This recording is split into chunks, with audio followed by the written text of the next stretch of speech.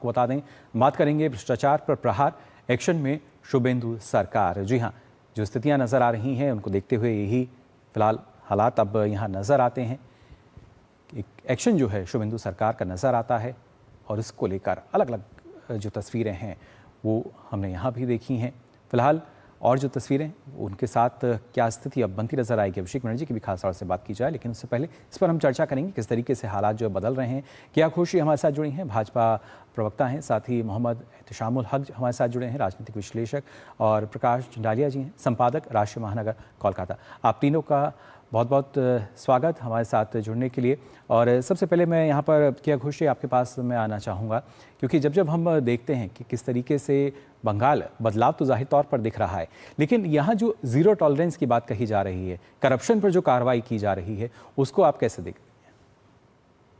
देखिए निखिल जी, सबसे पहले ये बात है कि 15 साल और उसके पहले 35 साल, ये 50 सालों में पश्चिम बंगाल को जब सारा देश आगे बढ़ रहा था, हमने देखा कि बंगाल पीछे चला जा रहा था।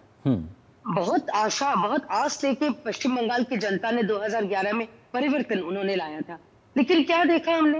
वामपंथी 2.0 सरकार ममता बनर्जी ने चलाया, जिसमें भ्रष्टाचार उनका एक नीति था, जिसको बंगाल में बोलते कि दुर्नीति। एक ही नीति है एक पॉलिटिकल पार्टी की, वो है दुर्नीति। आप ये समझ सकते हैं, मतलब कोई भी ब्रांच पे जाओ, अब शिक्षा की ओर में देखो, स्वास्थ्य के लिए देखो, आप प्रशासन में देखो, आप उनका म्युनिसिपैलिटी अफेयर्स में देखो, हर जगह फूड में देखो, हर जगह एक ही भ्रष्टाचार। तो हमारे लिए, हमारी सरकार के लिए, हमारे आदरणीय मुख्यमंत्री जी के लिए सबसे बड़ी चैलेंज ये है कि ये भ्रष्टाचार जो एकदम नीच स्तर तक पहुंच गया है, एकदम तृणमूल स्तर तक पहुंच गया, उसको निकाल बाहर करना। हम लोग देख रहे हैं हर जगह पे, अगर आप लोग भी स्टोरी किए होंगे कि कोई पंचायत उप प्रधान, उनका घर ऐसा है कि केजरीवाल जी भी शर्मा जाए, उनका शीश महल भी शर्मा जाए। कहीं पर हम लोग देख रहे हैं कि अपने घर में पंचायत के प्रधान, उनके घर में 80 लाख और खेत में 2.5 करोड़, मतलब खेत में जहां पर गन्ना उगने का बात है या धान उगने का बात है, वहां पर पैसे रखे जा रहे हैं। तो ये जो भ्रष्टाचार, इसका मतलब मुकाबला करना सबसे बड़ी बात है। मतलब जो कहते हैं it will be a tough game, but हमारे आदरणीय मुख्यमंत्री जी पहले दिन से उन्होंने कहा है कि भ्रष्टाचार के खिलाफ जीरो टॉलरेंस, महिलाओं के अत्याचार के लिए जीरो टॉलरेंस। और आज उसका हमने एक ट्रेलर देखा है। हम लोग समर्थन नहीं करते इस चीज को जो अभिषेक बैनर्जी भाईपों के साथ हुआ है, लेकिन कर्मफल इसको ही कहते हैं निखिल जी। उन्होंने कहा था कि डीजे बजाऊंगा, वो वीडियो वायरल हो चुका है, और डीजे आज पश्चिम बंगाल की जनता ने, माताएं ने, बहनें ने उनका बजाना चाहा। बिल्कुल, जनता में जो असंतोष था वो कहीं ना कहीं दिखेगा तो सही, वो बाहर आ रहा है। पहले डर का माहौल था, उस वजह से शायद ऐसी तस्वीरें नहीं आती थी। और एहतशाम हक जी, आपसे भी जानना चाहूँगा, क्योंकि जब तब हम बात करते हैं बंगाल को लेकर, बदलाव हम सभी देख रहे हैं, और जैसा कि किया जी ने इसका जिक्र किया कि आज की जो घटना हुई है वो वाकई सही नहीं है। और वहाँ भी जिनको अभी तक जिन पर उंगलियाँ उठाई जाती थी, केंद्रीय रिजर्व पुलिस बल की अगर बात की जाए, आज वही उनके लिए रक्षक बनी है वहाँ पर। बिल्कुल निखिल जी, सबसे बड़ी बात है, देखिए राजनीति में इस तरह की घटना घटती है, लेकिन हम समझते हैं कि आज की घटना, ये घटना नहीं घटनी चाहिए। मैं केआरडी जी साहब से बोल रही थी, मैं निंदा इसलिए करता हूं कि देखिए लोकतंत्र में, देखिए विपक्ष में हमें जनता ने समझ लिए विपक्ष में बैठाया, कुछ न कुछ हमारी समझ लिए नाकामी थी, इस वजह कर आज भारतीय जनता पार्टी पर भरोसा कर करके गवर्नमेंट बनाया है। लेकिन ये जिम्मेदारी उनकी बनती है जो हम एमपी जो अंडे चप्पल और ये बताए गए, ये नहीं चाहिए। हर चीज का मतलब ये सही है एहतशामुल जी, लेकिन ये तो शायद उस वक्त भी हमें सोचना चाहिए था जब यहाँ की जो जनता है विकास की उम्मीद करती थी, तब शायद इस तरीके से लोकतंत्र की दुहाई नहीं दी जाती थी, जब तो लोकतंत्र को ही गलत बता दिया जाता था। ये जो इसमें जनता, इसमें भारतीय जनता पार्टी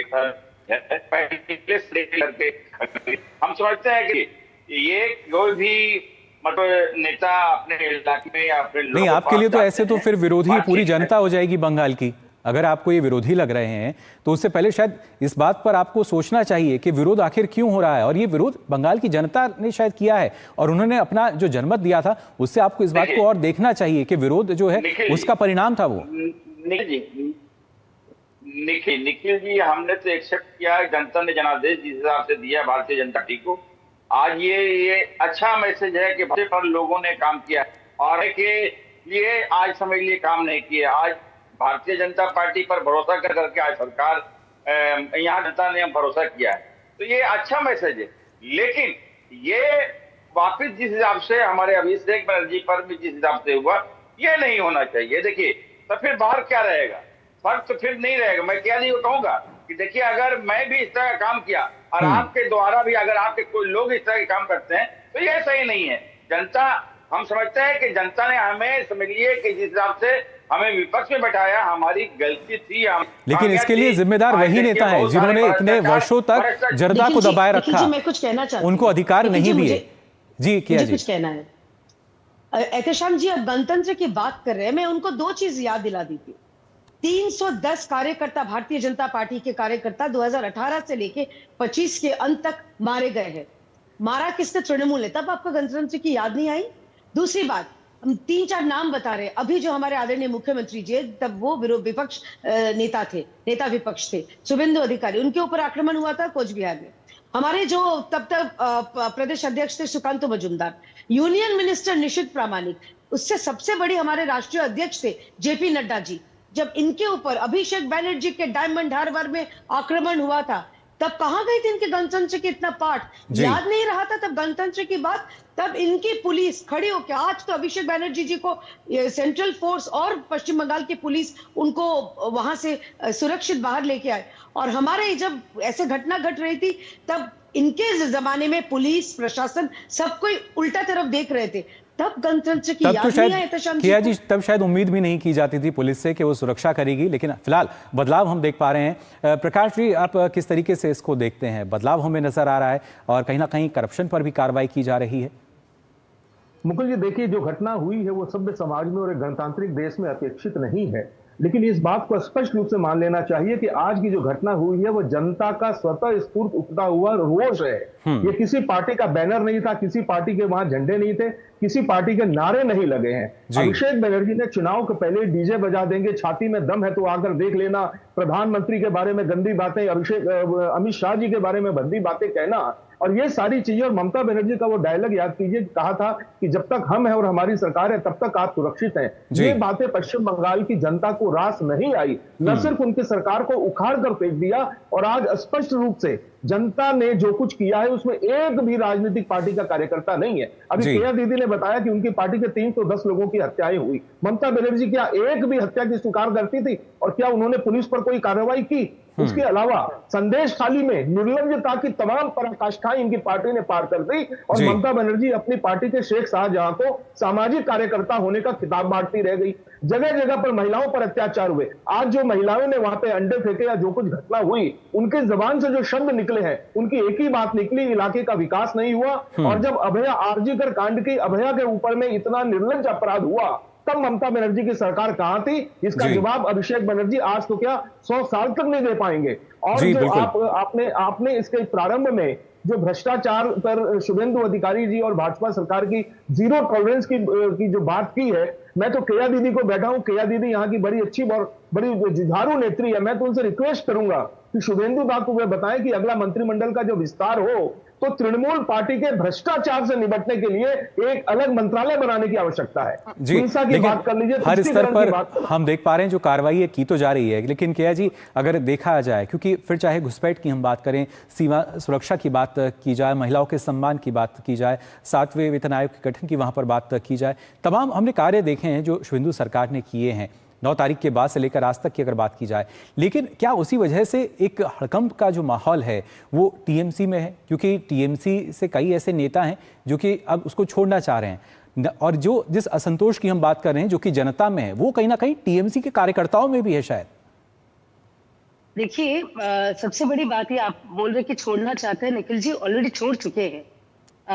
यस्टरडे कल चंदन नगर म्यूनिसिपैलिटी का जो 33 में से 31 सांसद काउंसिलर पार्षद वो इस्तीफा दे चुके हैं। जी। अब लोग चाहते हैं कि उनके ऊपर ये जो जनरोष है ये उनके ऊपर नहीं आए, क्योंकि बहुत घोटाले उन्होंने किया है, बहुत लोगों को लाया है। माँ माटी मानुष के आड़ में कितने माओ के उन्होंने कोख खाली किया है, कितने मिट्टी को उन्होंने खून से लथपथ किया है और कितने मानुष को उन्होंने शोषण किया है। तो अब ये छोड़ना चाहते हैं। और दूसरी बात यह कि देखिए, तृणमूल के एकदम जो तृणमूल स्तर के जो कार्यकर्ता थे, उनके दिल में वो तो उनको 25-75 का वो भाग नहीं मिलता था। वो अंदर से दिल से ममता बनर्जी को विश्वास करके वो तृणमूल करते थे। लेकिन उनको क्या मिला? इनके पास ना इनका नेता, सब कोई बोल रहे हैं, विधायक बोल रहे हैं, पार्षद बोल रहे हैं, केएमसी के पार्षद बोल रहे हैं, इनके सांसद भी बोल रहे हैं कि अभिषेक बनर्जी या ममता बनर्जी सिर्फ और सिर्फ अपने बनर्जी परिवार के अलावा किसी के लिए नहीं सोचा। तो पश्चिम अगर अपने पार्टी के कार्यकर्ताओं के लिए, अपने पार्टी कोलीग्स के लिए, सीनियर कार्यकर्ताओं के लिए अगर कोई नहीं सोचता है, तो अब सोचिए कि पश्चिम बंगाल की जनता ने इनके लिए क्या सोचा होगा। और उल्टे तरफ क्या हुआ, हमारी सरकार 1 महीना भी नहीं हुआ, अब देखिए पश्चिम बंगाल के जो बॉर्डर है, भारत की जो बॉर्डर है, उनको सुरक्षित करने के लिए शुभेंदु अधिकारी जी का सरकार ने जमीन हैंडओवर कर दिया। ममता बनर्जी नहीं कर सकती थी, 1 दिन में कर सकती थी, लेकिन उनको 1 दिन में नहीं, उनको 1 सेकंड में उनको हिंदुओं को डराना होता था। इसीलिए पश्चिम बंगाल की जनता, निखिल जी, बिल्कुल, और ये तो बड़ा सवाल भी है कि अगर सीएम से एक्स सीएम बना दी, अगर चाहते तो शायद काम हो सकता था। शामिल जी, क्योंकि अगर देखा जाए जिस तरीके से अलग जगहों पर छापेमारी की जा रही है, जो रिकवरी हो रही है, जो नकदी पकड़ी जा रही है, हथियार बरामद हो रहे हैं, उसको लेकर आप क्या कहेंगे? क्योंकि जो कहीं ना कहीं एक भागम-भाग की स्थिति है, एक दहशत है, उसी वजह से शायद इतनी ज़्यादा हलचल है। और तमाम जो हम कह सकते हैं अवैध तरीके से जो नकदी जब्त की गई थी, जो गरीबों का हक था, जो अगर देखा जाए जो कि जनता के पास जो उनका अधिकार था, उनको मिलना चाहिए था, वो टीएमसी नेताओं के घरों से मिल रहा है, वो टीएमसी नेताओं के घर से बरामद हो रही है। फिर चाहे हम कैश की बात करें, दूसरी सामग्रियों की बात की जाए, राहत सामग्री तक नेताओं के घर से मिल रही है। एकदम स्पष्ट रूप से इस बात की मैं एक्सेप्ट करता हूं जो केआरडी बोल रहे हैं। हम लोगों की पार्टी में दुर्नीति तो हुआ है, जिसके लिए आज देखिए, आज सोच नहीं सकता था कि खेत में मतलब धान चावल और कुछ उपजने के बजाय आज रुपया हो दिखाई दे रहा। तो ये कहीं न कहीं दुर्नीति हमारे पार्टी में हुआ है और उसका समझिए जीता जागता सबूत है जो हमें विपक्ष में यहाँ की जनता ने बैठाया। इससे इनकार नहीं किया जा सकता है। और प्रकाश चंडालिया जी एक बात बहुत अच्छी बात कहे हैं कि मतलब जब जिस हिसाब से नए मंत्रिमंडल का जब गठन हो तो केआर जी से उन्होंने कहा कि खासकर जो दुर्नीति, ये बात सही है कि कहीं न कहीं हमारी पार्टी दुर्नीति में लिपटी हुई थी। इसका जीता जागता सबूत है कि मुस्कुराइए नहीं, हकीकत है। हमें एक्सेप्ट करने में जो भी गलत है तो वो गलत है, और जो सच है तो उसको सामना करना पड़ेगा। सच्चाई का हमेशा सामना करना पड़ेगा। जो अभिषेक बनर्जी के साथ हुआ वो भी एक सच्चाई है, उसको भी मानना आपको पड़ेगा कि शायद उनकी ही करनी थी जो कि अब सामने आ रही है। जिस तरीके से हालात रहे हैं पिछले 1.5 दशक की बात की जाए, उससे पहले की अगर बात की जाए, क्योंकि जनता त्रस्त हो चुकी थी। और खासतौर से प्रकाश जी, आप भी इस बात से सहमत होंगे कि अपनी जो करनी है शायद वो इस तरीके से बाहर आ रही है, लेकिन उन्हें यहाँ पर शुक्रिया करना चाहिए जो केंद्रीय रिजर्व पुलिस बल थी। अगर वो नहीं होती मौके पर तो शायद जो तस्वीरें हैं कुछ और ही नजर आती।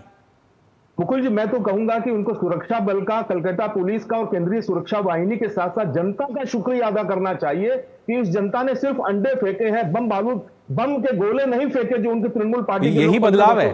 ममता बनर्जी की सरकार होती थी तो हम देखते थे किस तरीके से बमबारी हो जाती थी। जी बिल्कुल। और आपने देखा, मैं आपको 2 लेटेस्ट अपडेट दे रहा हूं कि अभिषेक बनर्जी ने अपने बयान में क्या कहा कि सारा काम भाजपा ने किया है। भाजपा का कोई झंडा नहीं, कोई नहीं, स्थानीय लोकल बस्तियों में, गांव में रहने वाले लोग थे। और उसके बाद अभी अस्पताल का खेल मैं आपको बताऊं, उसके बाद में कलकत्ता के प्राइवेट हॉस्पिटल में अभिषेक बनर्जी गए हैं, ममता बनर्जी भी अस्पताल में पहुंची हैं। प्राथमिक उपचार के बाद में उनको छोड़ दिया गया, उनको चोट नहीं आई। अस्पताल ने स्टेटमेंट जारी किया है कि उनको अस्पताल में भर्ती करने जैसी स्थिति नहीं थी। बिल्कुल, अगर देखा जाए तो कहीं ना कहीं अपनी जो करनी है वो सामने आ रही है, लेकिन कथनी जो है उसमें भी एक हम कह सकते हैं बड़ा अंतर यहाँ फिलहाल नजर आता है। फिलहाल आप तीनों का बहुत बहुत शुक्रिया हमारे साथ इस चर्चा में शामिल होने के लिए। तो पश्चिम बंगाल की अगर बात